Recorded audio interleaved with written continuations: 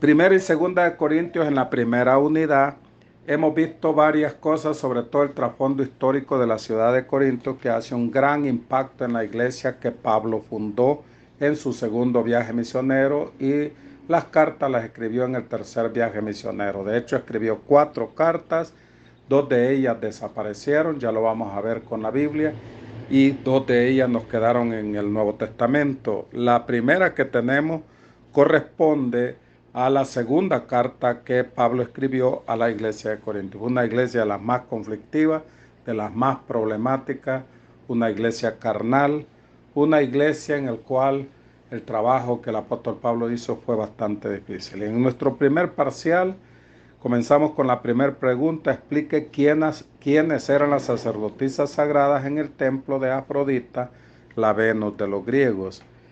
Eran 1000 prostitutas que estaban al servicio de los feligreses y bajaban por las tardes a las calles de la ciudad para ejercer su ministerio, evangelizar y parte de la noche, y luego regresaban para permanecer en el templo. Era una prostitución sagrada que solamente se daba en la ciudad de Corinto. Eso impactó mucho en la iglesia. Por eso, cuando encontramos el caso de incesto de aquel hermano que estaba acostándose con la madrastra, para él era normal y era común. Lo más seguro es que él había pertenecido al templo de Afrodita y había tenido prácticas con las sacerdotisas sagradas que estaban al servicio en el templo. Entonces fue muy impactante eso en la ciudad y sobre todo en la iglesia. La segunda pregunta: ¿cuándo se reconstruyó la ciudad de Corinto? La ciudad de Corinto se reconstruye en el año 44 a.C., que es la ciudad que se conoce cuando Pablo establece la iglesia en su segundo viaje misionero. Había sido restablecida o reconstruida en el año 44 a.C. Número 3. ¿Cuál es el propósito de la escritura de primera y segunda de Corintios? Las dos cartas tienen propósitos distintos. En el caso de la primera es correctiva, porque hermanos de diferentes fuentes le habían llevado informe a Pablo de lo que estaba pasando: la inmadurez, las divisiones, la inmoralidad sexual, abuso en la Santa Cena, abuso en los dones espirituales, abuso en el uso del velo, problemas en el matrimonio, etcétera, etcétera. Entonces Pablo escribe esta carta, esta segunda carta, pero es la primera para nosotros, para corregir esas cosas. Entonces eso le trajo a Pablo muchos problemas, a tal grado que la mayoría de los hermanos y sobre todo los líderes comenzaron a cuestionar que Pablo fuera apóstol, que fuera llamado al ministerio, y dudaron de su apostolado. Entonces les escribe la segunda carta, que es defensiva. Todo el propósito de la segunda carta es defender su ministerio, y les dice que el sello de su apostolado son ellos mismos, porque él los ha llevado a los pies de Cristo. O sea, gente que él ha ganado a Cristo, él es el Padre espiritual. Sin embargo, terminan cuestionando el llamado de Pablo y el apostolado de Pablo. Entonces, por lo tanto, la primera es correctiva y la segunda es defensiva. Número 4, escriba la integración del Nuevo Testamento. Esto lo considero importante porque no solo nos ayuda para las cartas de Corinto, sino que para el resto del Nuevo Testamento. Algunos creen que Pablo escribió primera y segunda de Tesalonicenses al principio. Muchos teólogos piensan así, pero las investigaciones han demostrado que el primer escrito de Pablo fue Gálatas. Es por eso que en el año 49 se escribió Gálatas y Santiago, y la referencia la tenemos en Hechos capítulo 13 al 16. En el año 51 se escribe primera y segunda de Tesalonicenses, y la referencia está del capítulo 16 al 18 de Hechos. En el año 56 aparecen 3 cartas, que es Romanos, primera y segunda de Corintios, que es la que nos compete en esta materia. Eso va en el año 56. Y la escribió, la referencia la tenemos en Hechos 19 al 23. Luego, en el 60 al 62, Pablo por primera vez va a la cárcel, casi 2 años. El segundo encarcelamiento de Pablo fue en el 67 y fue casi 1 año. En total, Pablo estuvo preso casi 3 años, pero en la primera, 60 al 62, escribe las cartas de la prisión, porque así se le conocen. De hecho, es interesante porque una de las cartas habla de gozo, de fiesta, de celebración, y Pablo está en la cárcel, porque nuestra relación con Dios no depende de circunstancias, nuestro gozo no depende de circunstancias, sino de nuestra comunión que tengamos con Dios. Y ahí surgen las cartas de Efesios, Filipenses, Colosenses y Filemón. Y la referencia que tenemos es de Hechos 24 al 28. En la número 5 de los 3 tiempos de la santidad ya tocamos una parte doctrinal que aparece en la carta, y los 3 tiempos son: el número 1 es la posesional al momento de creer, o inicial se le conoce esta santificación posesional o inicial. Todos somos santos en el mismo nivel, en la posesional. Los de Corinto, a pesar de que eran carnales, a pesar de que era una iglesia bien conflictiva, eran santos, porque les dice a los santos que están en Corinto. Está hablando de la santidad inicial o posesional, todos estamos al mismo nivel por haber recibido a Jesús como Señor y Salvador. La segunda es progresiva o práctica. Esta sí depende de la entrega, de la consagración, de la madurez, de lo que hagamos por la obra de Dios. Ahí va a medir que hay unos más santos que otros, unos más entregados que otros. En esta sí hay niveles de santidad. Y la última es la final o completa, y cuando estemos en la presencia de nuestro Dios. Siempre mientras tengamos vida vamos a tener necesidad de la sangre de nuestro Señor Jesucristo para que nos limpie de todo pecado, y voluntariamente todos los días confesar nuestra falta para que su sangre sea propicio en nuestras vidas, porque por nuestra propia concupiscencia, nuestra naturaleza pecaminosa, Satanás y los demonios que nos instan al pecado, el mundo que nos presiona a pecar, siempre estamos expuestos y necesitamos la sangre de nuestro Señor Jesucristo. Pero cuando Dios nos lleve a su presencia, ahí sí seremos santos completos. La número 6, las divisiones tienen 3 trasfondos. ¿Cuáles son? Para hablar de los trasfondos de las divisiones o los antecedentes, digámoslo así, hay que tomar en cuenta 3 cosas. Uno, la inmadurez, que da como resultado divisiones.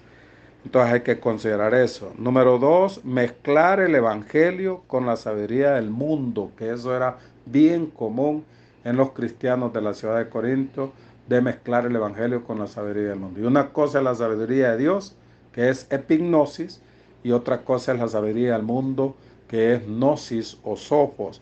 Pero ellos mezclaban la sabiduría del mundo con la sabiduría de Dios. Y tercero, se gloriaban en los hombres, sobre todo en el liderazgo, porque por eso cuando se dividían decían uno: yo soy de Cefas, yo soy de Pablo, yo soy de Cristo, que eran los más espirituales, que creían que por ser de Cristo eran mayores que los demás. Entonces, por lo tanto, el trasfondo de las divisiones es la inmadurez, es mezclar el evangelio con la sabiduría del mundo, y 3, gloriarse en los hombres, sobre todo en el liderazgo. La número 7, de 2 características de las coronas, premios o recompensas. La Biblia nos presenta 7 coronas. Hay una corona para los que amamos y esperamos el rapto de la iglesia. Hay una corona para los pastores fieles. Hay una corona para los ganadores de almas. Hay una corona para los mártires del evangelio. Todos los apóstoles, con la excepción de Juan el apóstol, que murió ya de anciano, ellos tienen una corona que es ofrecida en la Biblia para los mártires del evangelio. ¿Y para quiénes se da esas coronas? ¿Cuáles son las características de esas coronas? Yo le pido 2 ahí, pero son varias. Uno es que las coronas se ganan. 2, que el evaluador es Cristo. Aquí no somos los seres humanos los que evaluamos, sino que nuestro Señor Jesucristo. Número 3, se pierden.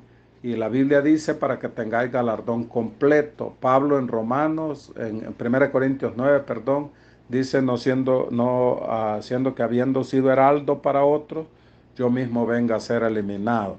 Entonces las coronas se pierden. Número 4, son independientes de la salvación. Una cosa es la salvación y otra cosa son las recompensas, los premios. Y las coronas tiene que ver, de la palabra griega estéfanos o estefanía, tiene que ver con diferentes puestos o grados de jerarquía que se van a ejecutar en el milenio.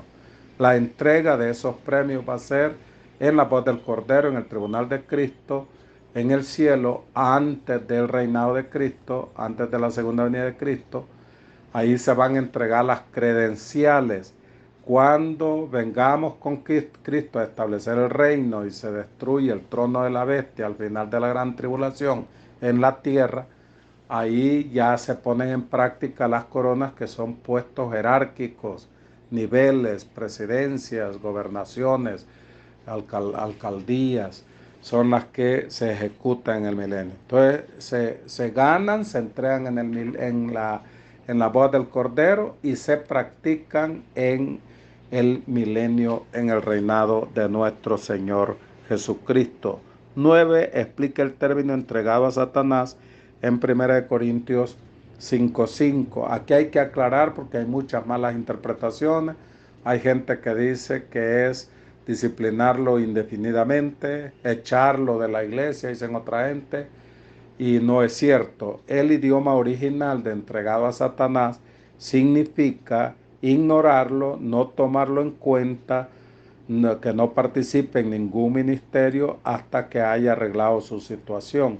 En ningún momento en el original está hablando ni de disciplina indefinida, ni tampoco de expulsión de la iglesia. En ningún momento está eso, porque habla de que es un cristiano, que aunque es carnal y está mal por el trasfondo que tiene, porque es muy probable que esta persona que vivía con la madrastra ya había tenido prácticas con las sacerdotisas sagradas, que eran las prostitutas del templo de Afrodita.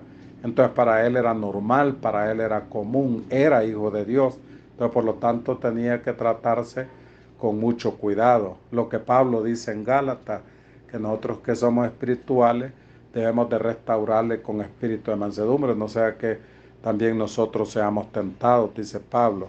Entonces la idea original no es expulsarlo, no es disciplinarlo de manera indefinida, sino ignorarlo, no tomarlo en cuenta, que no esté en ningún ministerio hasta que haya arreglado su situación. Y la número 10 son lecciones que ustedes han aprendido hasta el momento de la primera unidad de primera y segunda de Corintios. En el capítulo 7, Pablo va a introducir el tema relacionado con el matrimonio y es las recomendaciones para el matrimonio, que es lo que va a desarrollar en el capítulo 7. Le voy a leer del 1 al 5. Dice: en cuanto a las cosas que me escribiste, bueno le sería al hombre no tocar mujer, pero a causa de las fornicaciones cada uno tenga su propia mujer y cada uno tenga su propio marido. El marido cumpla con la mujer el deber conyugal y asimismo la mujer con el marido. La mujer no tiene potestad sobre su propio cuerpo, sino el marido, ni tampoco tiene el marido potestad sobre su propio cuerpo, sino la mujer. No os neguéis el uno al otro, a no ser por algún tiempo de mutuo consentimiento, para ocuparos sosegadamente en la oración y volver a juntaros en uno, para que no os tiente Satanás a causa de vuestra incontinencia. En el versículo 1 y 2, había en Corinto una fornicación diferente que en el resto de las ciudades, una fornicación, digamos, material y espiritual. Entonces eso hay que tomarlo en cuenta por la influencia que tenía los seguidores de la diosa del templo de Afrodita. Entonces había una, una fornicación espiritual y al mismo tiempo una fornicación carnal, que para ellos a propósito era normal. Luego Pablo va a tocar los deberes conyugales, los deberes mutuos de cumplir con la función. Eso está en el versículo 3 y 4. El marido cumpla con la mujer el deber conyugal, así mismo la mujer con el marido. La mujer no tiene potestad sobre su propio cuerpo, sino el marido, ni tampoco tiene el marido potestad sobre su propio cuerpo, sino la mujer. Entonces ahí va a hablar de los deberes que deben de cumplir ambos, tanto la mujer como el hombre. La facilidad con la que Pablo habla del tema del matrimonio tiene un trasfondo muy interesante porque lo dice con una gran naturalidad, o mejor dicho, con una gran experiencia. Todo lo que aborda Pablo en el capítulo 7 es muy interesante porque lo dirías a alguien que ya ha pasado, que ya ha vivido la situación de un matrimonio, de un hogar. Algo que no lo puede tocar un soltero porque no sabe a la hora de la hora realmente cómo funciona el matrimonio. Aunque hay principios universales, generales, que son principios o reglas para todos, pero hay cosas, y aún es más en la parte humana que Pablo nos da ahí en el capítulo 7, que nos hace pensar que había un trasfondo. El primer trasfondo es que parecería que Pablo fue casado. Y eso sí lo podemos casi asegurar porque había un requisito indispensable para ser miembro del Sanedrín y era que fuera casado. No se iba a hacer la excepción con el apóstol Pablo. Quiere decir que si él fue miembro del Sanedrín por un buen periodo de tiempo, entonces tuvo que haber sido casado porque era requisito indispensable ser casado para ser miembro del Sanedrín. Insisto, no se iba a hacer la excepción con el apóstol Pablo si era una regla establecida para todos, lo cual significa que el que era miembro del Sanedrín tenía que estar casado. Entonces Pablo es la posibilidad altísima de que estuvo casado. Y ahí está que era un requisito que tenía que establecer. Por el otro lado, que Pablo era divorciado y que se quedó solo y Dios le dio el don de continencia, entonces, y que se queda haciendo el ministerio, un don que solo lo da Dios a ciertas personas y no a todos, y una de las personas fue el apóstol Pablo. Y él inclusive dice que le gustaría que todos fueran como él, pero a causa de vuestra incontinencia, cada uno tiene que tener su propia mujer o su propio marido. Entonces, por lo tanto, Dios le dio de manera sobrenatural a Pablo el don de continencia.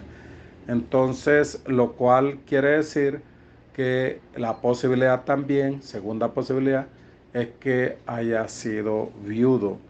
Y eso más o menos también se puede corroborar al final del capítulo de la carta a los romanos, al final de la carta a los romanos, Pablo menciona nombres y dice cosas interesantes, como por ejemplo mi pariente.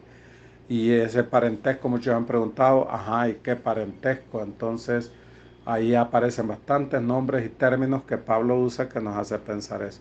Ahora, la posibilidad más grande, y en lo personal es la que yo apoyo y la que yo enseño, que haya sido miembro del Sanedrín, quiere decir que antes de venir a los pies de Cristo, Pablo fue casado, estuvo casado. El vínculo que no se debe romper, del capítulo versículo 7 al versículo 12, siempre hablando del matrimonio, hay un vínculo que no se debe romper. Dice el 7 en adelante: quisiera más bien que todos los hombres fuesen como yo, pero cada uno tiene su propio don de Dios, uno a la verdad de un modo y otro de otro. Digo pues a los solteros y a las viudas que bueno le fuera quedarse como yo. Pero si no tienen el don de contener, cásense, pues mejor es casarse que estarse quemando. Mire qué interesante que le dice a los solteros y a las viudas. Es interesante el término que aparece ahí en el versículo, digo pues a los solteros y a las viudas.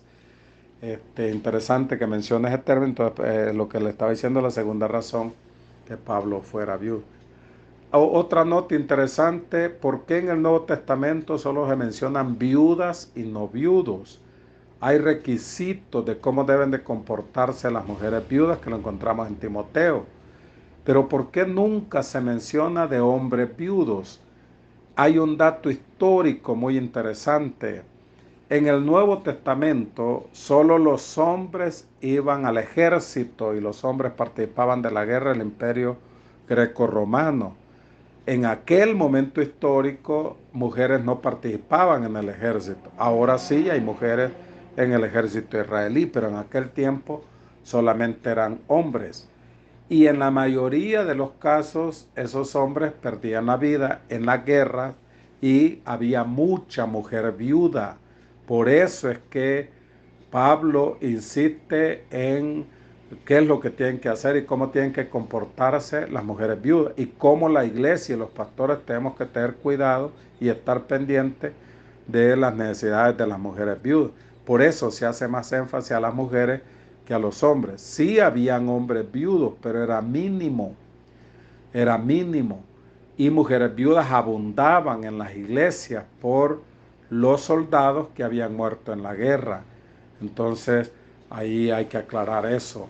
Y por el otro lado, que al hablar de viudas, es obvio que está implicado que también hay hombres viudos y que también los requisitos de ellas pues se les aplica a los hombres. Pero la razón principal era por los miembros del ejército que perdían la vida en la guerra y quedaban viudos.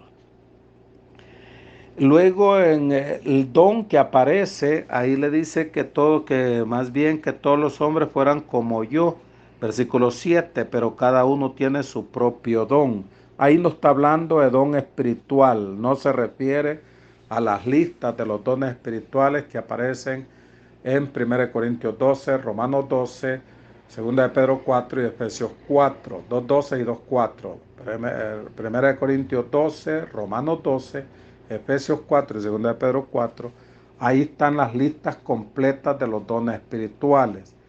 Y no aparece este don. Este era un don natural que se le de manera sobrenatural, pero no era parte de los dones espirituales, se le da a Pablo. Entonces, por eso es que no aparece en las listas que están en 1 Corintios 12, Romanos 12, Efesios 4 y 2 de Pedro 4.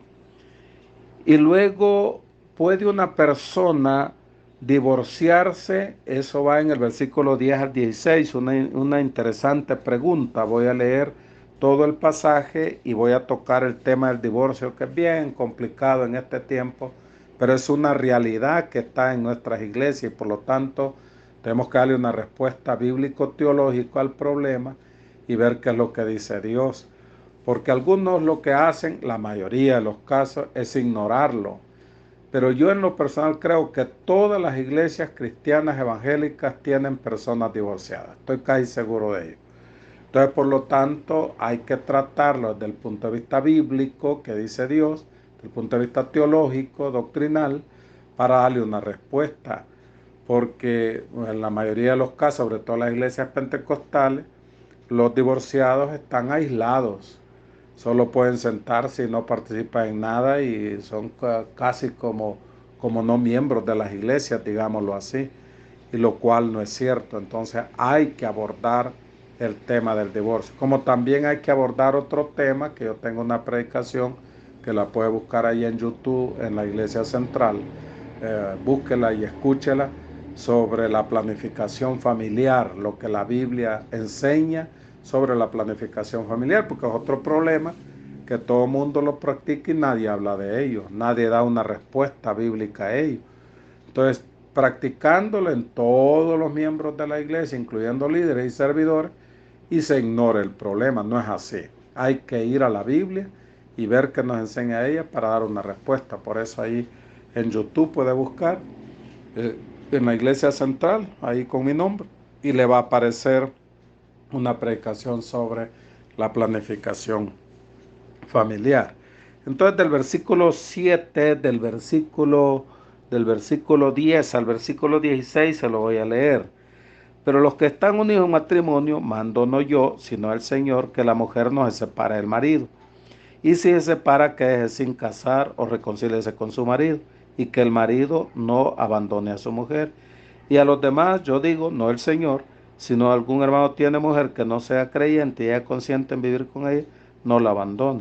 Y si una mujer tiene marido que no sea creyente y él consciente en vivir con ella, no la abandone. Porque el marido incrédulo es santificado en la mujer y la mujer es santificada en el marido.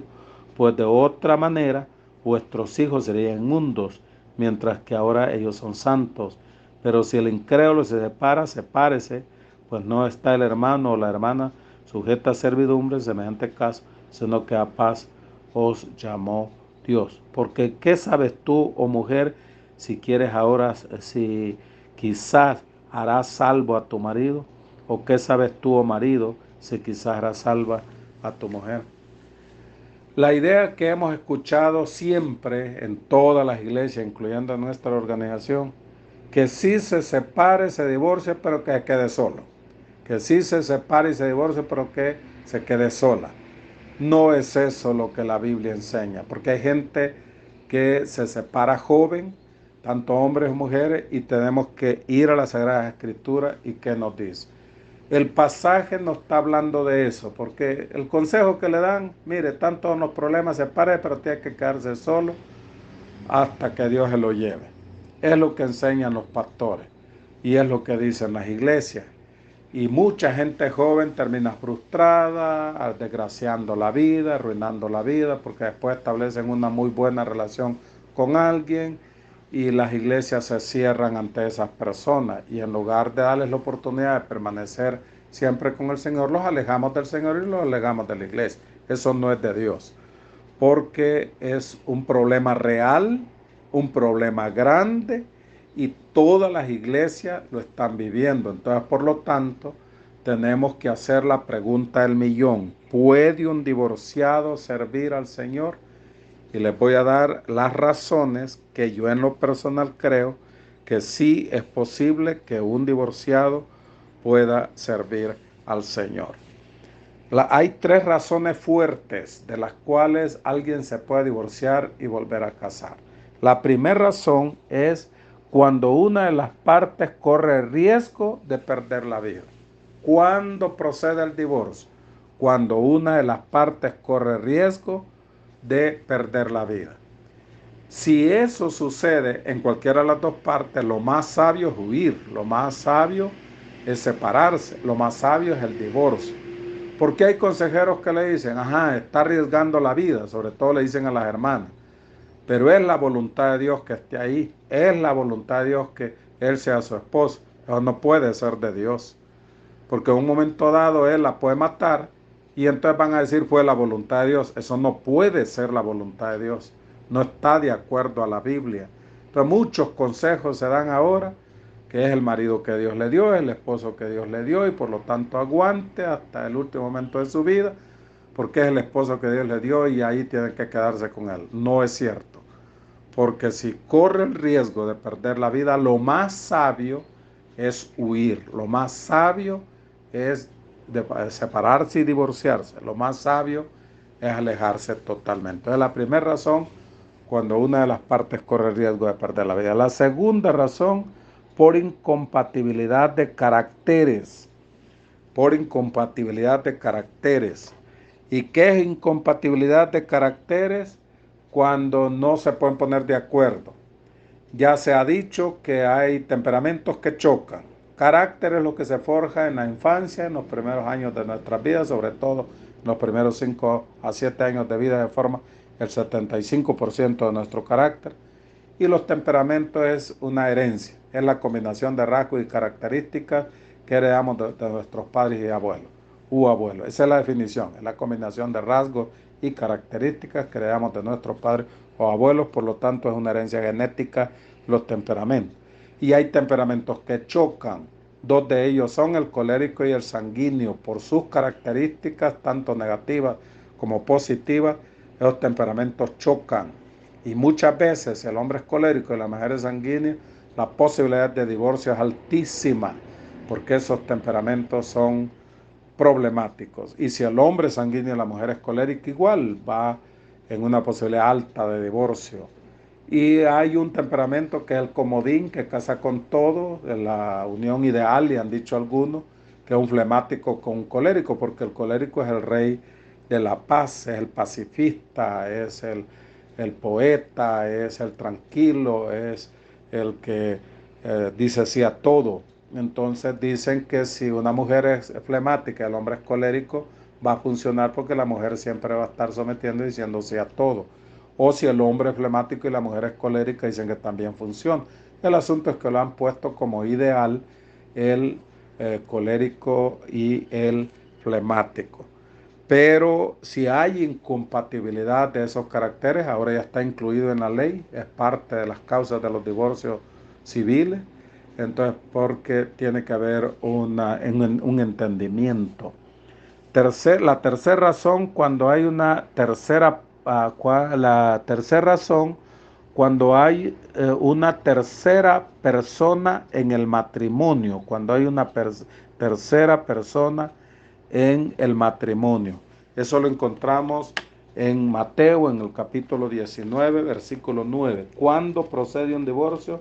Cuando hay una tercera persona en el matrimonio. Mira lo que dice Mateo, capítulo 19 y el versículo 19, versículo 9. Dice: y yo digo que cualquiera que repudia a su mujer, salvo por causa de fornicación, y se casa con otra, adultera. Y el que se casa con la repudiada, salvo por causa de fornicación. No tengo todo el tiempo, pero ese término hay que analizarlo bajo el griego. ¿A qué se refiere salvo por causa de fornicación? ¿Por qué puede ser fornicación si ya están casados? Algunos piensan que trata de una cuestión espiritual nada más y otros creen que realmente ahí está hablando de un adulterio.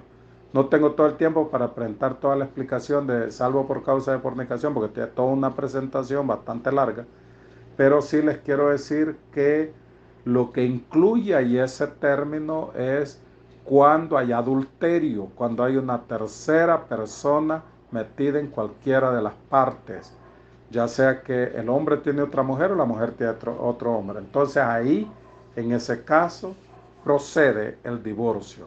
Por eso es que dice ahí Jesús, salvo por causa de fornicación. Y voy a agregar otras causas del por qué, otras razones del por qué procede el divorcio. En Primera de Corintios, también en el pasaje de Mateo 19, en el pasaje de Mateo 19, Moisés permitió dar carta de divorcio por la dureza de corazón. Mire lo que dice el 19, 7 al 10.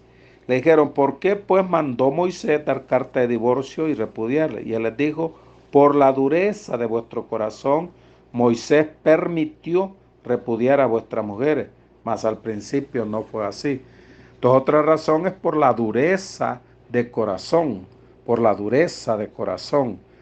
Entonces es una razón, es la cuarta razón en la cual procede el divorcio, por la dureza de corazón. Pero él aclara algo bien importante aquí, que dice en el versículo 7, en el versículo 8, y les dijo: por la dureza de vuestro corazón, Moisés os permitió, la palabra es clave, permitió repudiar a vuestras mujeres, mas al principio no fue así. Ahí hay dos palabras clave: permitió y más al principio no fue así. ¿Cómo funciona?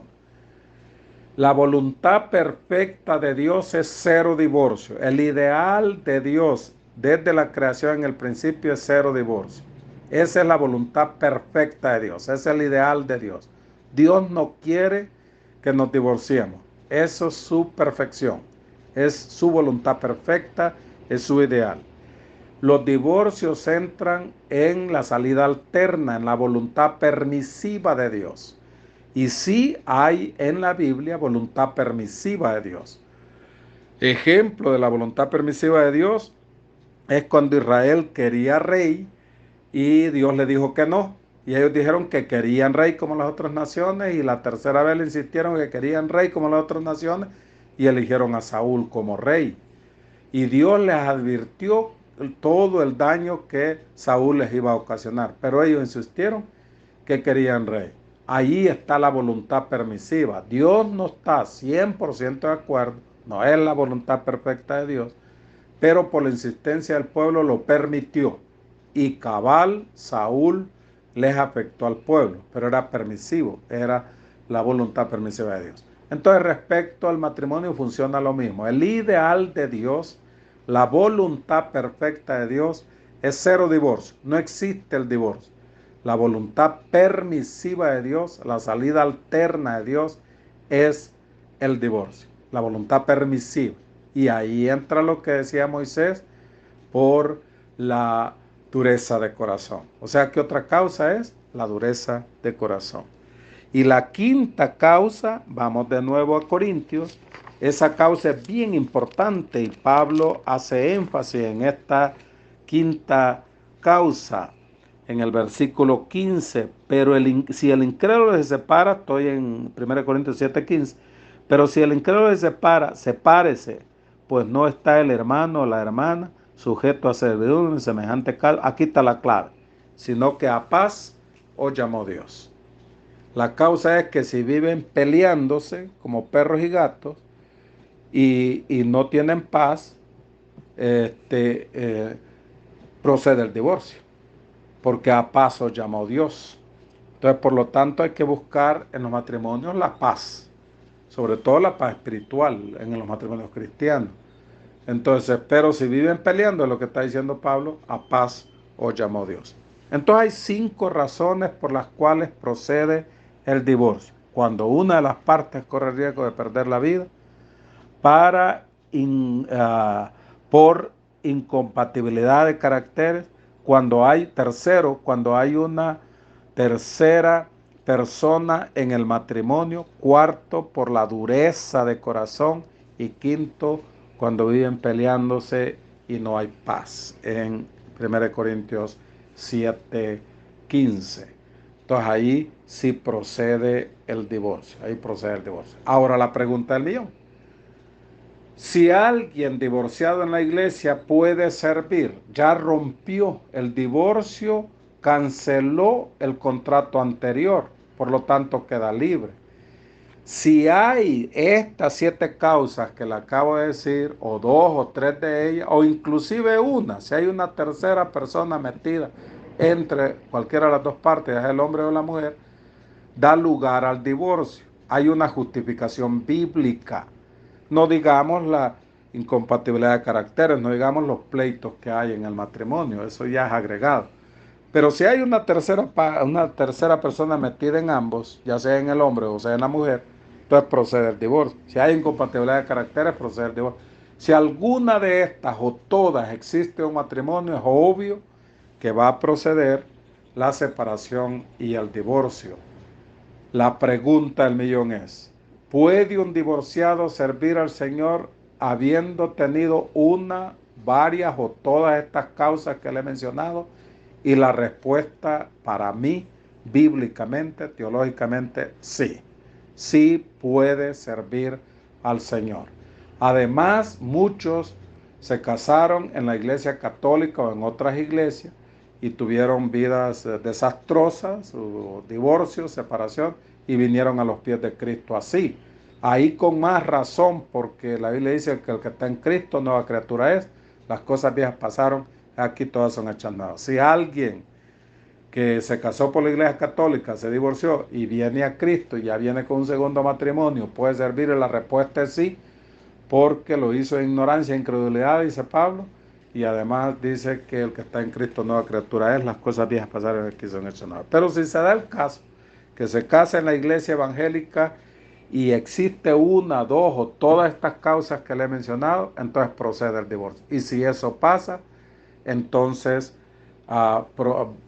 puede tener un ministerio, puede ejercer un ministerio de diaconado, hasta el pastorado puede ejercerlo si hay una, dos o todas estas causas que le he mencionado. Ahora, si no hay ni una de esas causas, si no es por la edad o qué sé yo, por cualquier otra cosa, pero no entran esas causas, ahí Dios no lo permite y ahí está fuera de lugar. Porque se dan muchos casos que han estado bien, pero de repente la señora ha subido de peso, la señora ya está a bastante edad, entonces viene el hombre y comienza a buscarse una más joven y no hay ninguna de las causas que le he mencionado y decide separarse y divorciarse de la señora y hacer la vida con una persona más joven. Eso no es bíblico, eso no es de Dios, eso hay que rechazarlo y ahí sí abiertamente hay que rechazarlo a la luz de la Biblia. Pero si está una, dos, tres o las 5 causas que ya le mencioné,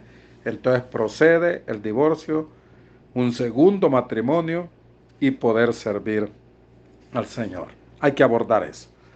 Luego en el capítulo 8, el apóstol va a comenzar a tocar el tema de lo sacrificado a los ídolos. Este tema es muy interesante porque el apóstol Pablo nos va a hacer énfasis en lo sacrificado a los ídolos. Y hay que tomarlo en cuenta. Para muchos creemos que este problema no es tan relevante en la actualidad y sí lo era en la ciudad de Corinto por el trasfondo de la ciudad. Pero a la larga sí hay cosas que hay que mencionar a la luz de la Biblia que sí corresponden a los sacrificados a los ídolos. Es interesante que aquí hay 3 capítulos en los cuales el apóstol va a hablar de esto, que es el capítulo 8, 9 y 10. Remoto lo que ahí menciona en esos capítulos que se da en las iglesias actuales, pero hay que tocarlo, porque sí hay cosas que nosotros creemos que son sacrificios a ídolos. Idolatría, definamos eso primero. Idolatría es todo aquello que ocupe el lugar de Dios. O sea, porque siempre hemos estado acostumbrando que los ídolos son las imágenes de la Iglesia Católica, que los ídolos son los dioses que tenía en el mundo griego, como en este caso la diosa Venus o Afrodita, la diosa Diana en Éfeso, y que eso es idolatría. Los dioses que habían del mundo greco-romano, o los ídolos o las imágenes que tiene la Iglesia Católica ahora, solo ahí lo presentan como ídolos. Eso no es cierto. Ídolo es todo aquello que ocupe el lugar de Dios, porque Dios quiere que le demos a Él el primer lugar, que tengamos siempre con Él el primer lugar. Eso es lo que Dios quiere. Entonces, cuando nosotros priorizamos otras cosas y no le damos a Dios el primer lugar, se ha convertido en ídolo. Entonces hay que considerar eso. Porque todo lo que ocupe el lugar de Dios se convierte en un ídolo. Porque se convierte en prioridad. Si un hijo es prioridad y no se va a la iglesia, y no se lee la Biblia, y no se hacen las cosas de Dios, por estar mimando a un hijo, está ocupando el lugar de Dios y se está convirtiendo en un ídolo. Y Dios hasta se los puede quitar y ya ha pasado muchas veces. Porque nadie tiene que ocupar el primer lugar en nuestras vidas, solo Dios. Por eso es que la oración, cuando nosotros ganamos alma, dice que le recibimos como Señor y Salvador. Tenemos que darle el señorío de Cristo a nuestras vidas. A Él le corresponde el primer lugar. Pero si ponemos otras cosas en el primer lugar, se convierte en ídolo y el niño se puede convertir en un ídolo y Dios hasta se los puede quitar y ha pasado muchas veces por haber ocupado el lugar de Dios. Un deporte, en lo personal a mí me gusta mucho el deporte, mucho, mucho. De hecho, si Dios me presta la vida y me provee, primero Dios que el otro mundial que va a ser hecho en México en el 2026, pueda ir aunque sea a un partido de mundial que es mi sueño de toda la vida. No es pecado, no hay pecado en ver un partido de fútbol, no hay pecado en jugar fútbol. Dice un predicador que me gusta, ¿cuál es el pecado andarle dando puntapiés a una pelota? ¿Cuál es el pecado en ir a ver un partido de fútbol? No hay ningún pecado en ello. El pecado es no hacer el gol. Eso sí es pecado. Pero de ahí no hay pecado en ello. Pero si el fútbol ocupa el lugar de Dios, se convierte en ídolo. Si por estar metido o ir a ver un partido no voy a cumplir con mi Dios, entonces se ha convertido en un ídolo. Ahí hay que tener mucho cuidado. Mucho cuidado. Porque cualquier cosa que ocupe el lugar de Dios se convierte en un ídolo. Es bueno, o sea, no tiene nada de malo. Pero si ocupe el lugar de Dios, se convierte en un ídolo. Y a veces en la iglesia le digo molestando que no es pecado ir a la playa, no es pecado tomar vacaciones, no es pecado disfrutar. El pecado es no hacerlo, no hay pecado en ello. Pero que se venga a su culto, que esté en su culto. Salimos temprano y después del culto se va para la playa, está bromeando, le digo, y me invitan a una mariscada a mí. No hay pecado en ello. Pero siempre tenemos claro para los cristianos que nuestra prioridad es Dios, nuestro Señor Jesucristo. Entonces, por lo tanto, todo lo que ocupa el primer lugar se convierte en ídolos. Tengamos cuidado con muchas cosas que son buenas, pero pueden convertirse en nuestros ídolos y desviarnos de nuestro Señor Jesucristo. En la próxima clase vamos a entrar con toda la base bíblica 8, 9 y 10 de lo sacrificado a los ídolos. Entonces nos vemos en la próxima clase. Que Dios me les bendiga.